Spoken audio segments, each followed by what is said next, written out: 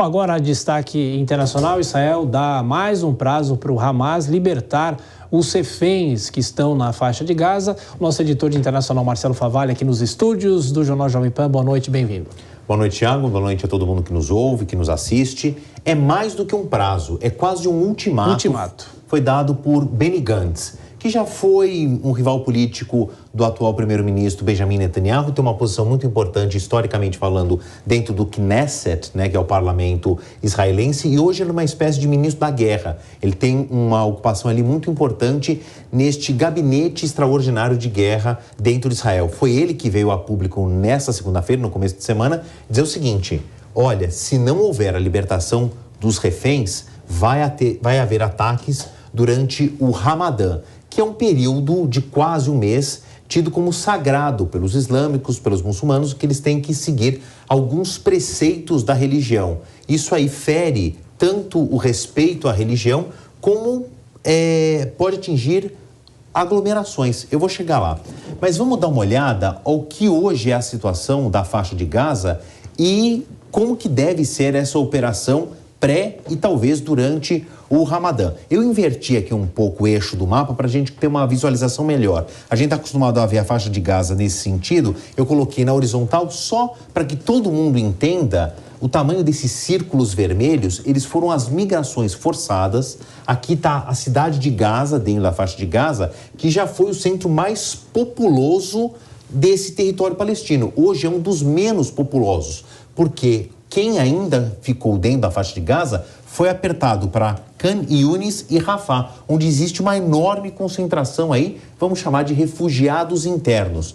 E esses círculos estão aqui, ó. Esse tem 882 mil, quase 1 milhão de pessoas. Khan Yunis está com mais de 500 mil e aqui no meio do caminho a gente tem uma concentração de mais de 100 mil pessoas. Todo mundo entendeu que a população que restou está fechada aqui no sul, na fronteira do Egito. E é aqui, não coincidentemente, que também estão concentradas as novas operações do exército israelense. Avançando, está aqui, eu consegui um mapa de Khan Yunis, que são as partes tomadas já pelo exército. Então, voltando aqui nesta área, a gente tem um entendimento de uma forte presença do exército. E a promessa do Benny Gantz, então esse ministro da guerra, entre aspas, de aumentar as ações se os reféns não forem libertados. Agora, avançando, esse aqui talvez seja o mais assustador. Também aqui em Rafah, na fronteira com o Egito, esse 1, 2 e 3 são o que se tornaram enormes campos de refugiados. São pessoas que estão entre escombros, que estão em barracas, recebendo algum tipo de mantimento que vem da ajuda externa muito contada ali, principalmente com a ONU, que está retirando bastante do seu atendimento dentro da faixa de Gaza. E a gente vê, então, enormes campos de refugiados dessas pessoas, de novo, espremidas no sul da faixa de Gaza, em Rafah, que tem quase 1 milhão de pessoas ali concentradas. E está aqui também como é que está a dificuldade de atendimento. Eu volto ao mapa de Khan Yunis, que tem mais de 500 mil pessoas ali agrupadas nesse trecho final da faixa de Gaza.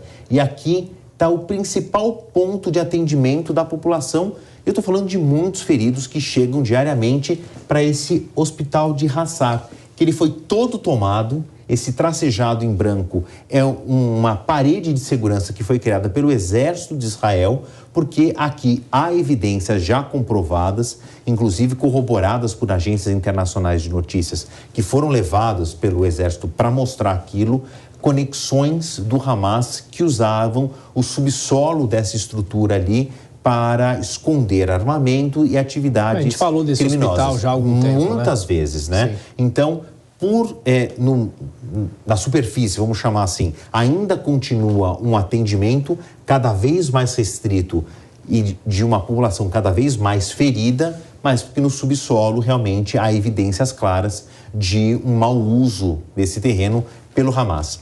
E eu deixei para o final para que a gente possa entender o que é esse ultimato dado por Israel durante o Ramadã, que é o mês sagrado para os islâmicos. Não chega a ser 30 dias, É um feriado móvel, porque depende aí do calendário lunar. Este ano começa entre 10 de março e 8 de abril. E aqueles que são mais apegados às tradições islâmicas, que obedecem mais os preceitos da religião, têm de jejuar.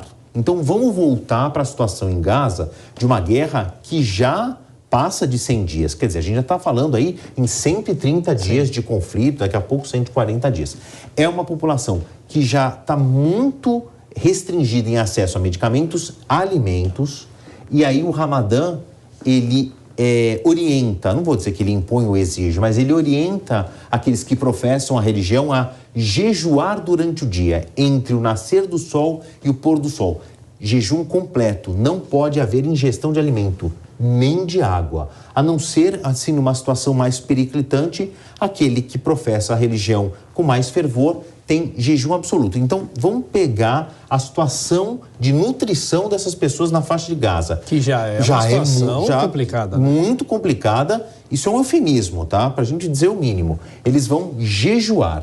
Depois tem uma questão de celibato, que eu só coloquei aqui para explicar os preceitos da religião, mas aqui é irrelevante.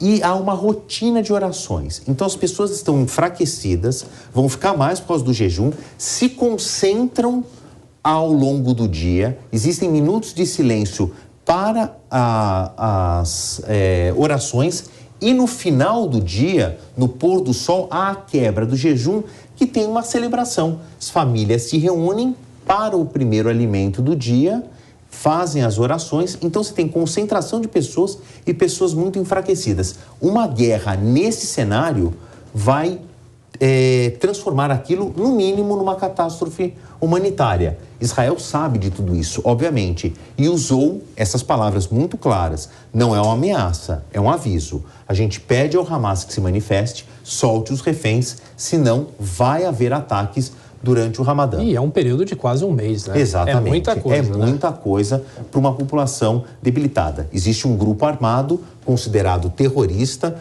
por, não vou dizer que é um consenso, mas por boa parte da comunidade internacional e países, a exemplo dos Estados Unidos. Por outro lado, tem um exército que quer dar uma resposta a um ataque feroz que aconteceu em outubro do ano passado, só que no meio do caminho, no fogo cruzado, existem idosos, doentes, crianças que agora vão ter que enfrentar mais uma situação. Isso, e só para fechar, a gente sabe que a guerra não respeita... Não. Assim como o ataque do Hamas também aconteceu num momento de concentração religiosa contra os judeus, aqui a gente tem agora o outro lado da moeda.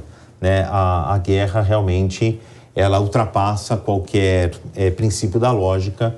Então a gente vai, infelizmente, talvez não, esperamos, mas observar mais um cenário bastante complicado, para dizer o mínimo, Thiago. Sem dúvida. Marcelo Favalli, nosso editor de internacional, trazendo sempre as informações. Valeu, bom trabalho para você. Obrigado, gente, até amanhã. Um abraço.